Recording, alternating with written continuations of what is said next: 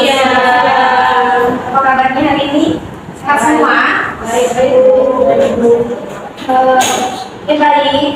Jadi sebelum kita memulai pelajaran pada hari ini, coba dilihat dulu sekitarnya ada nggak sampah. Kalau ada sampah, tolong dikutip, dikumpulkan dulu di satu tempat. Nanti dibuang ya, setelah pelajaran selesai. Oke, cek. Terus ada tidak sampah? Oke, baik. Ada yang ingat sebelum mulai pelajaran, alangkah baiknya kita memulai doa terlebih dahulu agar pelajaran kita pada hari ini dapat terlaksana dengan sebaik-baiknya.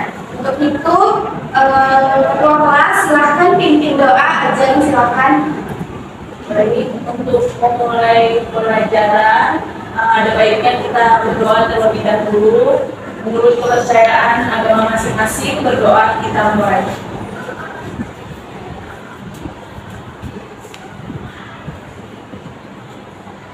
Doa selesai. Baik, itu absen terlebih dahulu ya.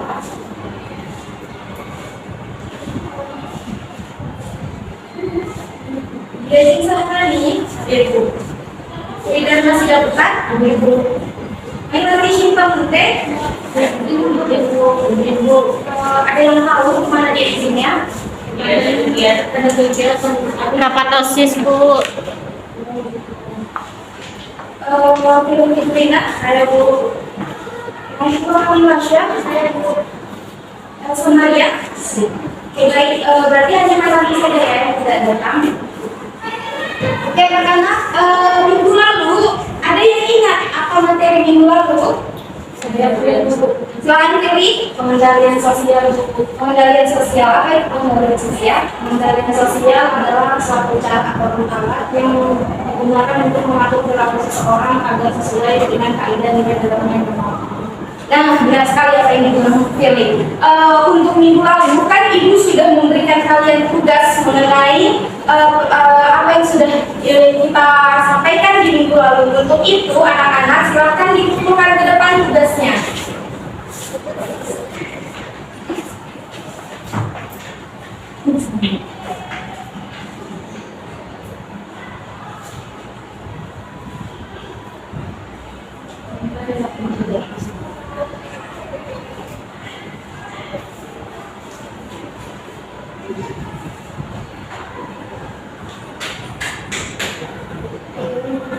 Sudah semua dikumpulkan, jadi tidak mengumpulkan.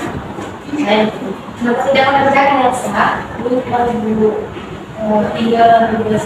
Ingat minggu lalu bagaimana konsekuensinya kalau tidak mengerjakan tugas? Nyanyi. Silakan Elsa maju ke depan nyanyi. Ibu kita semua yang ada di sini ya.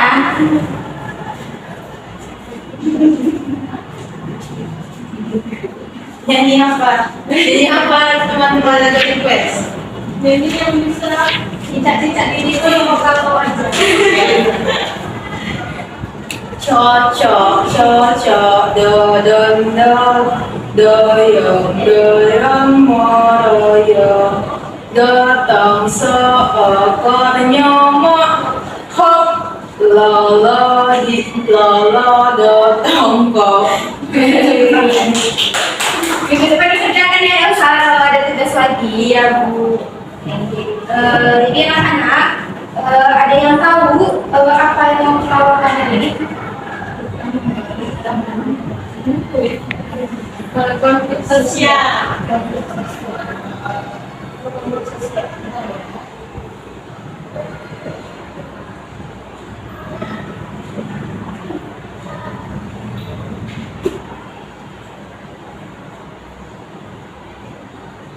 Baik,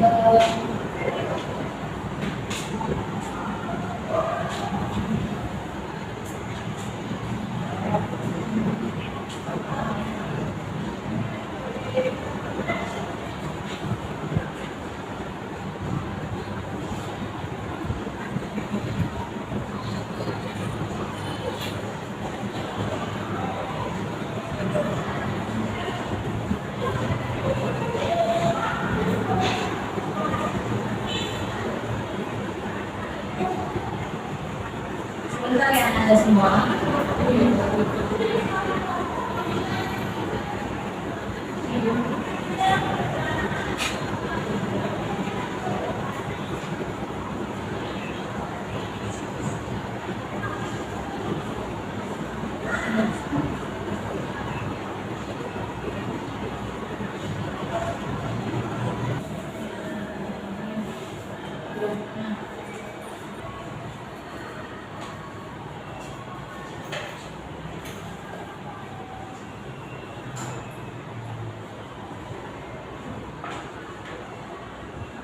Oke, baik anak-anak sekalian, hari ini kita belajar tentang konflik sosial. Sebelumnya, ada yang tahu mengenai konflik sosial itu apa? Coba, siapa yang tahu silakan angkat tangannya. Saya dulu. Silakan pilih. Jadi konflik sosial itu adalah suatu permasalahan yang ada di masyarakat yang sifatnya itu ada yang mengancam dan tidak mengancam. Nah, ada lagi yang lainnya yang mau memberikan pendapat mengenai hal ini? Najwa? Oke, baik. Jadi menjelaskan ya. Sebenarnya yang dibilang Vero itu benar, tapi kita sempurnakan lagi. Jadi untuk konflik sosial ini ada pendapat dari Sujono Sukanto yang merupakan seorang ahli yang mendefinisikan konflik sebagai suatu proses sosial ketika seseorang atau sekelompok orang, poinnya di sini, seseorang atau sekelompok orang berusaha mencapai tujuan dengan jalan menentang pihak lawan disertai ancaman atau kekerasan. Jadi, ketika konflik sosial ini pada dasarnya itu merupakan suatu hal yang memiliki tujuan, tapi dia tidak fokus, maksudnya fokusnya itu hanya mementingkan gitu kepentingan yang diharapkan menurutnya benar gitu. Jadi pada dasarnya konflik sosial itu terbagi atas beberapa ciri menjadi penyebab seperti itu. Penyebab dari konflik sosial diantaranya yang pertama karena adanya perbedaan pendapat atau perbedaan keyakinan. Jadi hal yang memunculkan konflik sosial ini yang pertama itu merupakan perbedaan keyakinan. Yang pertama yang dia rasa mungkin ada beberapa kelompok yang merasa kayak keyakinan yang berbeda, misalkan agama nih. Dia merasa agamanya benar dan dia juga merasa agamanya benar, tapi pada dasarnya yang konflik itu orang yang merupakan kalau kita bilang itu fanatik agama, maksudnya dia membenarkan hanya agamanya aja gitu dan tidak menerima tutur dari agama lain, maksudnya kayak ya pokoknya intinya agamanya aja yang dia rasa gitu. Kemudian perbedaan kebudayaan. Nah, perbedaan kebudayaan ini merupakan salah satu faktor juga yang menyebabkan konflik sosial ini terjadi.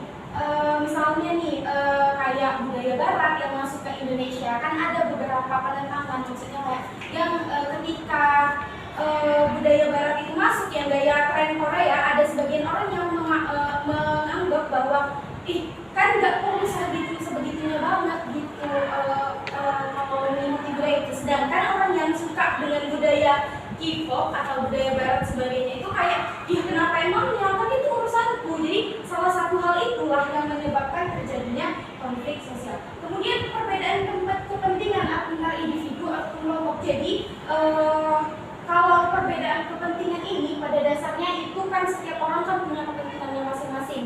Nggak semua orang memaklumi kepentingan itu gitu. Jadi hal inilah juga menjadi salah satu faktor yang bisa menyebabkan terjadinya konflik sosial, karena ada kepentingan tersebut yang mungkin yang kiranya di kelompok yang ini merasa kayak itu kan nggak terlalu urgent gitu, karena ada lagi yang lebih urgent.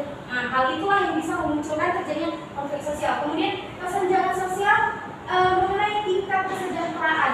Nah, kesejahteraan sosial ini kita lihat banyak sekali masyarakat yang masih kurang rata tentang tercukupnya kebutuhan sosial. Jadi hal inilah yang membuat konflik ini sering terjadi antara masyarakat. Kemudian ketidaksiapan masyarakat menerima perubahan sosial, kayak itulah yang saya sampaikan tadi sebelumnya juga berkaitan dengan sekarang kayak ada budaya yang barat nih yang masuk ke Indonesia dan ketidaksiapan masyarakat menerima budaya yang itu, makanya terjadinya konflik sosial begitu. Kemudian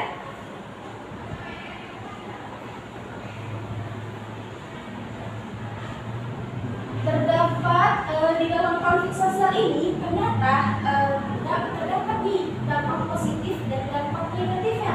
Yang pertama ada dampak positif. Dampak positif dari dampak terjadinya konflik sosial ini yang pertama itu memunculkan remaja baru. Nah, jadi setelah adanya perilaku nyimpang lah dikatakan konflik sosial yang telah terjadi memunculkan norma baru. Jadi ada aturan-aturan baru yang tercipta dikarenakan ada konflik yang terjadi seperti itu. Misalkan kayak ada perpecahan gitu antara satu wilayah dan satu wilayah. Jadi dimunculkan norma baru bahwasanya misalkan kayak di sini tuh siapa pokoknya kalau misalkan sampai mereka beradu lagi, maksudnya kayak konflik lagi, itu akan dikenakan sanksi pidana ataupun atau yang mengaturlah di wilayah tersebut. Kemudian meningkatkan solidaritas kelompok. Nah, dampak positifnya ini itu ternyata bisa menguatkan solidaritas kelompok. Maksudnya dalam artian ya dengan keadaan yang terpecah belah itu kelompok-kelompok yang tadinya hanya memikirkan diri sendiri, kemudian mereka bersatu padu tuh untuk misalkan kayak pada zaman kemerdekaan dulu tuh, itu kan terjadi konflik kan antara penjajahan Belanda maupun penjajahan Indonesia Jepang ataupun Indonesia seperti itu. Nah, dengan adanya konflik tersebut sehingga memunculkan jiwa mereka untuk bersatu melawan para penjajah tersebut. Kemudian meningkatkan kekuatan pribadi untuk menghadapi berbagai situasi konflik.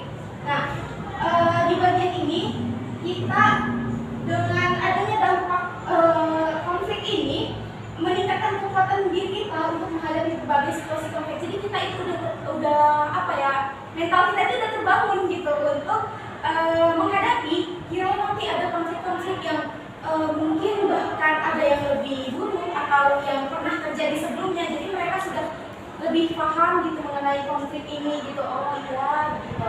Kemudian yang terakhir itu mendorong kesadaran kelompok atau yang berkonflik untuk melakukan kompromi.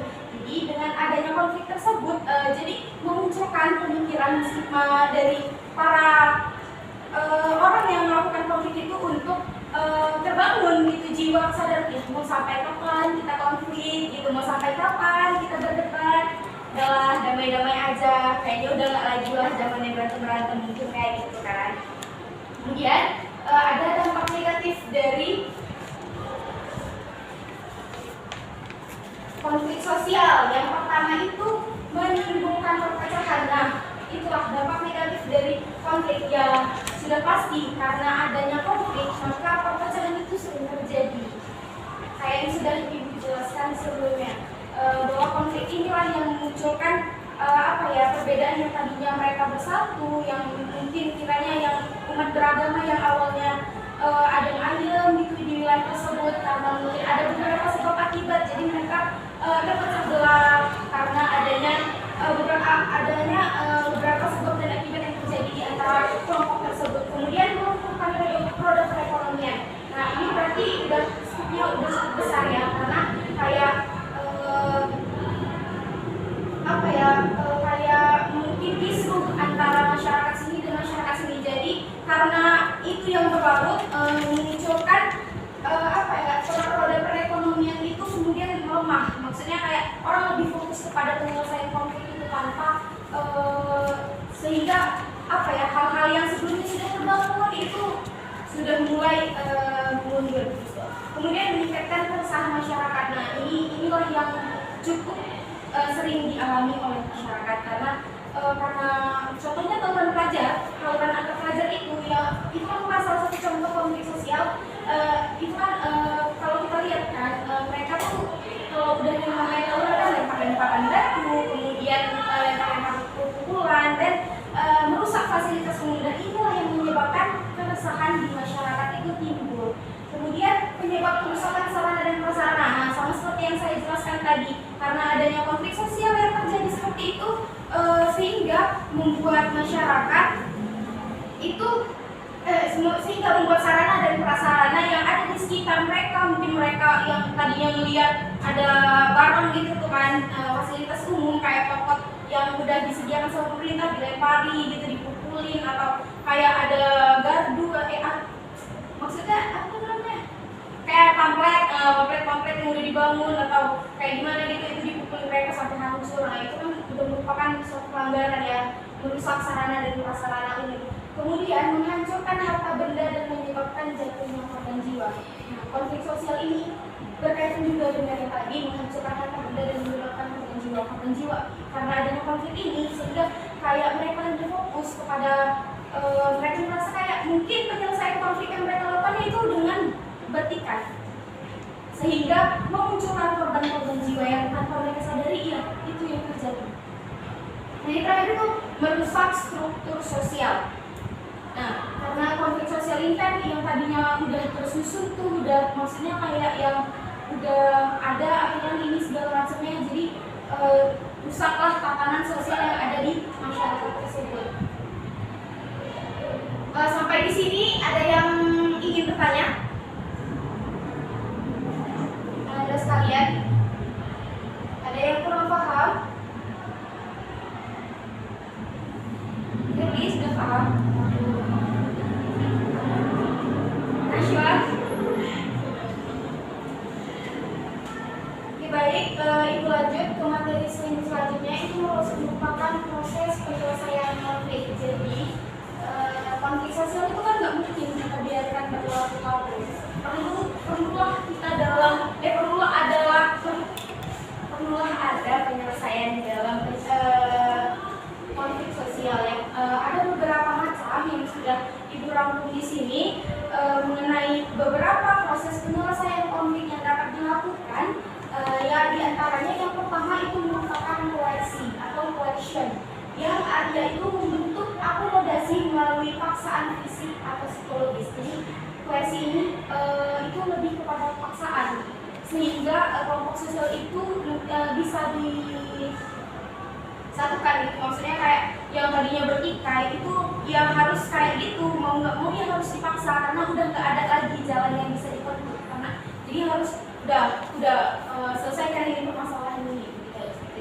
Kemudian ada yang namanya kompromi atau compromise, yaitu pihak-pihak yang terlibat dalam konflik saling mengurangi tuntutan untuk mencapai penyelesaian. Nah, kompromi ini itu diomongin secara baik-baik antara dua belah pihak yang berkonflik, diomongin secara baik-baik, dicari jalan keluarnya, dikurangi ketegangannya. Misalkan kayak Ajeng nih konflik sama si Tri gitu kan, ada masalah, terus kayak Ajeng mengurangi egonya, Tri mengurangi egonya, kemudian berkompromilah menciptakan suatu perdamaian untuk menyelesaikan ketegangan tersebut. Kemudian ada arbitrase atau arbitration, yaitu cara untuk mencapai sebuah kompromi melalui pihak ketiga. Majelis arbitrase yang bersifat formal karena pihak-pihak yang bertikai tidak mampu menyelesaikan masalah sendiri. Nah, karena tadi kompromi itu tidak dapat dilakukan, makanya harus ada pihak ketiga yang menyelesaikan permasalahan tersebut. Sehingga mungkin harus yang pihak ketiga ini juga harus bersifat adil. Karena kalau nggak adil ya gimana, nggak bakal selesai juga pertikaian itu gitu kan. Kemudian ada yang namanya mediasi. Mediasi itu akomodasi yang melibatkan pihak ketiga juga yang bersifat netral dan tidak berwenang mengambil keputusan. Nah, sama artinya dengan arbitrase, cuma kalau mediasi ini dia lebih mengakomodasikan, lebih memberikan kayak bantuan gitu. Maksudnya kayak misalkan si Tri, aku kan kayak gini gitu sama si Ajeng, terus ya udah apa permasalahannya, ya udah inilah, kalau misalkan ini kayak mana, kalau misalkan aku kasih ini, ya udah biar kalian damai juga, jangan bertikai terus gitu. Bukan berarti maksudnya mengasih barang, enggak. Maksudnya kalau dalam artian yang kayak udahlah nggak usah lagi permasalahkan hal itu gitu. Kemudian ada negosiasi. Jadi negosiasi itu merupakan proses komunikasi dua atau lebih pihak yang bertikai untuk mencapai tujuan kesepakatan. Nah, negosiasi ini kayak kita kayak berdebat menawar gitu.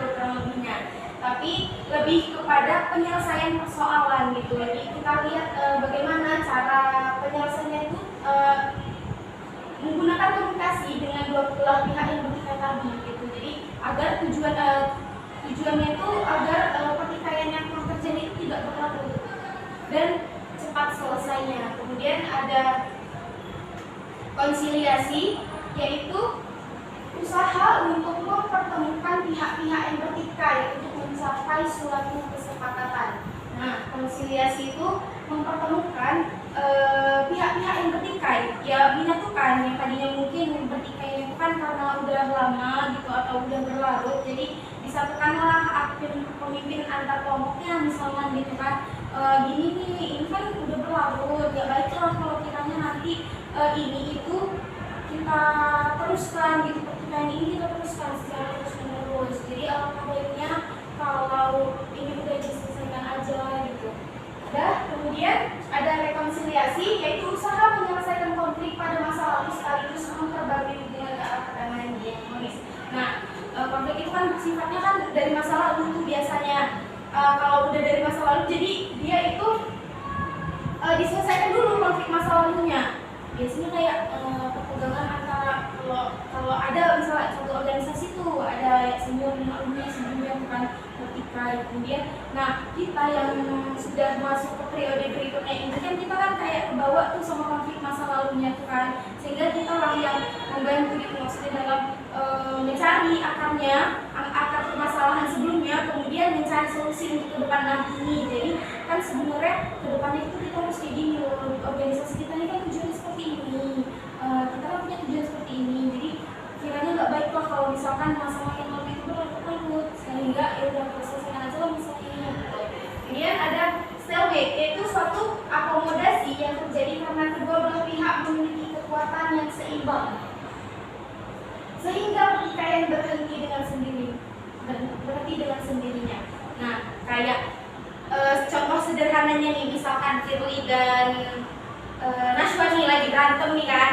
Nah, kalian sama-sama egois nih kan. Maksudnya Firly gak mau minta maaf, Nashwa gak mau minta maaf. Nah, lama-lama ya kan itu kan mau apa kan, kalian cerita sendiri, maksudnya kalian gak mau berbicara ini segala macam. Nah, dan ujung-ujungnya tuh kalian kayak ngerasa konsep stalemate ini tuh kan proses akomodasi yang terjadi karena dua belah pihak itu tidak pihak memiliki kekuatan seimbang tuh kan, kalian memiliki kekuatan masing-masing, terus berhenti dengan sendirinya. Jadi kalian lama-lama tuh berpikir tuh kayaknya udahlah nggak usah berantem lagi. Nah, lama-lama kalian tuh ngomong gitu, berbicara gitu. Nah, kemudian ada yang namanya transformasi konflik atau konflik transformation, yaitu upaya penyelesaian konflik dengan mengatasi akar penyebab konflik sehingga dapat mengubah konflik yang bersifat destruktif menjadi konstruktif. Nah, yang balik kayak tadi mirip-mirip dengan yang kayak organisasi itu penyelesaiannya konflik dengan mengatasi akar penyebab. Nah, akar dari permasalahan itu tuh apa? Kemudian diselesaikan dengan tujuan itu mengubah konflik yang bersifat destruktif, itu konflik yang tadinya berketegangan yang berlarut-larut, kemudian yang konflik itu bisa munculkan persoalannya, maksudnya itu malah konflik itu datang lagi gitu. Sehingga mungkin yang konflik yang tadi itu membuat perpecahan, jadi kayak diingat lagi, maksudnya biar satu lah mereka antara dua pihak itu.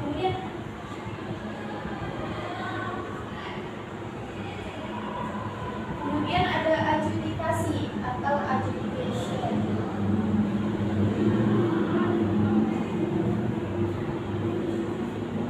Nah, adjudikasi itu yaitu penyelesaian konflik di pengadilan. Nah, jadi kalau konflik itu nggak kunjung selesai juga, udah nggak ada jalan lagi, udah bawa aja ke pengadilan gitu.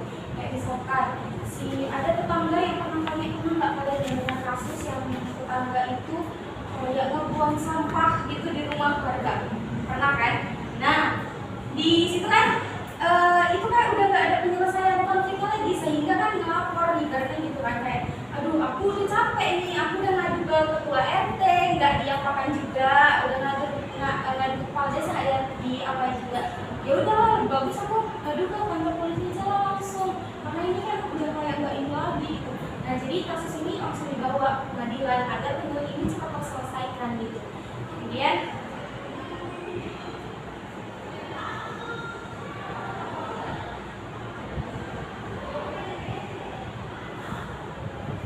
ada yang namanya segregasi. Segregasi yaitu tiap-tiap pihak memisahkan diri dan saling menghindar untuk mengurangi ketegangan.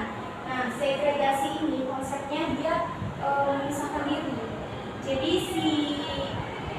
misalnya Elsa sama aku itu kan berantem gitu, ya udah kalian menjauh aja gitu, sama-sama jauh daripada untuk terus-terusan kan, baik menjauh gitu. Nah, nanti pada hasilnya kalian bakal sampai ke tahap yang kayak gitu, harus sesuai aja gitu. Dan kemudian ada yang namanya eliminasi. Nah, eliminasi itu adalah salah satu pihak berkonflik memutuskan mengalah atau mengundurkan diri. Nah, jadi udah kayak ya balik lagi kayak kita sama si Ika tadinya berantem kan. Kalau tadi kan konsep kalian itu yang sama-sama nggak mengalah. Nah, kalau ini Firlynya ngalah, Najwanya kayak kesel gitu sama dia, tapi Firlynya bener lo ngalah aja lah, aku capek lah berantem gitu. Bener kan? Kemudian ada subjugation, yaitu atau dominasi, yaitu pihak yang memiliki kekuatan lebih kuat dan dominan tentang pihak yang lebih lemah untuk memiliki keinginan. Nah, misalnya si Najwa ini merasa dirinya itu benar gitu kan. Kemudian si Elsa kayak kan dia lemah nih, maksudnya dalam artinya kayak si Najwa ini mungkin berperan sebesar ketinggalan dengan suatu kegiatan. Nah, kalau si Elsa ini kan mungkin yang jarang datang kegiatan, tapi dia benar mungkin kan, tapi belum tentu. Maksudnya konflik antara mereka ini kayak kita kan nggak tahu yang mana yang benar. Kita si Najwa ini dominan, jadi si Elsa ini kayak iya, tapi kan maksudnya seperti itu lah kayak kemudian ada keputusan mayoritas, yaitu keputusan yang diambil berdasarkan suara terbanyak. Jadi mungkin materi kita itu aja. Ada yang ingin bertanya? Sudah paham? Oke, baik, kayaknya kalian pada lepas semua. Jadi ibu ada explaining sedikit untuk yang di sini. Udah pernah lihat yang ini?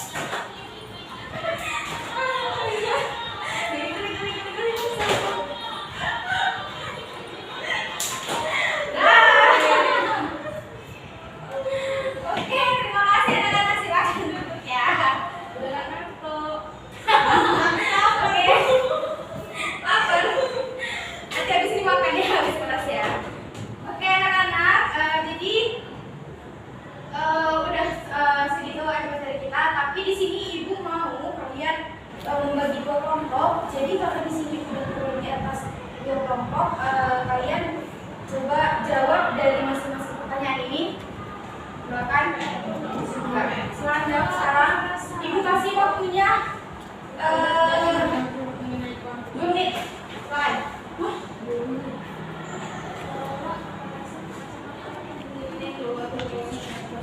Ini demo. Demo.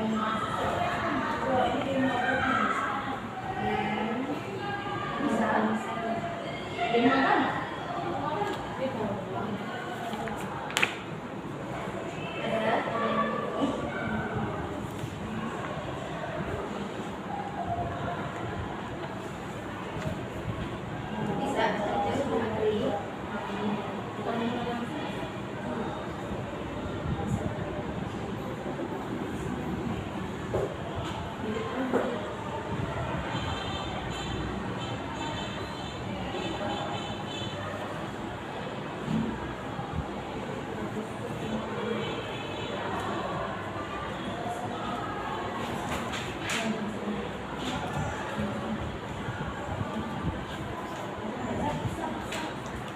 Oke, ada yang udah selesai? Kelompok aja sudah selesai? Oke, sebentar ya.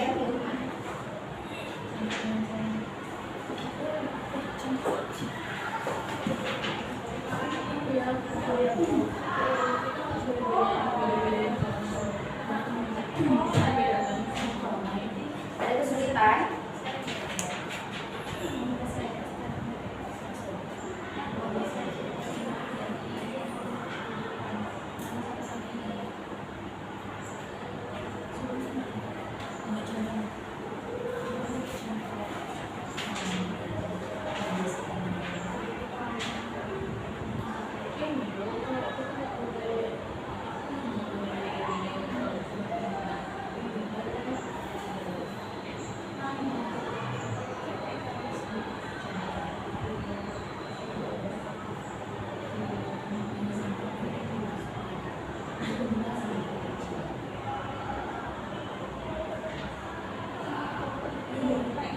Oke, udah? Oke, udah selesai ya. Oke, untuk yang pertama maju, siapa duluan yang mau maju? Silakan angkat tangannya. Kelompok siapa duluan? Oke, silakan kelompok Elsa maju ke depan. Ya, jadi kami dari kelompok oleh mempresentasikan hasil diskusi kami. Tadi kan ada nama soalnya itu coba ceritakan dari gambar tersebut mengenai konflik sosial yang terjadi.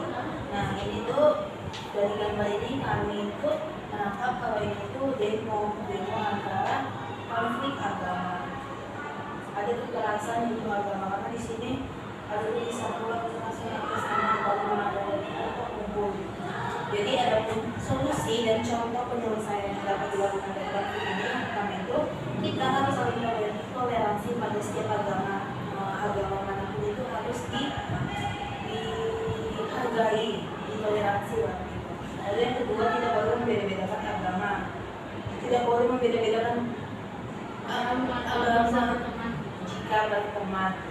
Oke, baik. Aku langsung dulu ke Elsa. Kelompok Korea Elsa dan Ashwa. Kelompok Korea. Oke, baik. Bagus ya. Seperti yang sudah dijelaskan Elsa tadi bahwa di sini itu ada gambar demo atau konflik agama dari bentuk agama. Nah, jadi soalan yang diberikan itu bagus. Perlunya untuk saling toleransi itu mengurangi adanya ketegangan antar kelompok beragama. Terima kasih ya, bagus sekali informasinya. Kemudian aja silakan maju ke depan.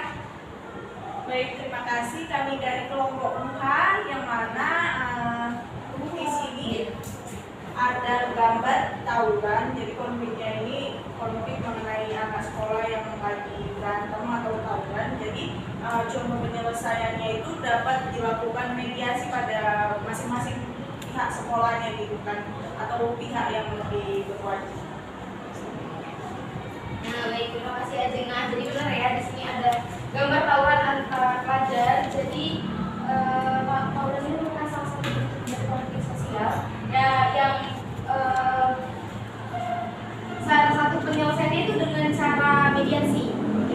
baik ya. Biasanya akan remaja ini apa ya, kayak nakal-nakalnya itu tahu lah kan. Jadi adanya mediasi itu perlu dilakukan dalam menyelesaikan konflik mereka. Jadi mungkin sekian aja pertemuan kita pada hari ini. Sebelum itu coba tolong siapa satu orang memberikan kesimpulan dari materi hari ini.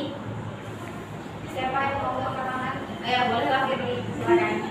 Saya jadi kesimpulannya konflik sosial itu merupakan suatu perpecahan atau pertikaian yang terjadi di masyarakat sehingga meresahkan masyarakat. Tapi di sisi itu konflik sosial juga bisa membentuk hal baru dan mempererat solidaritas kita antar masyarakat supaya punya pemikiran untuk menyelesaikan konflik tersebut.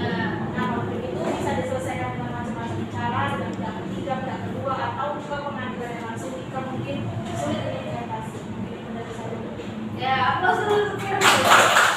Baik, apa yang sudah disampaikan Firly itu sudah benar dan mencakup keseluruhannya. Jadi konflik sosial ini juga bukan hanya kita pandang buruknya, tapi ada nilai baiknya juga yang terdapat di dalam konflik sosial ini. Mungkin sekian aja materi kita pada hari ini. Lebih dan kurang ibu mohon maaf. Mungkin sebelum kita mengakhiri materi hari ini, ada baiknya kita berdoa dulu. Untuk doa silakan aja bikin doa. Untuk menutup kegiatan pembelajaran hari ini, mari kita berdoa menurut kepercayaan agama kita masing-masing. Berdoa dimulai. Berdoa selesai. Baik, terima kasih atas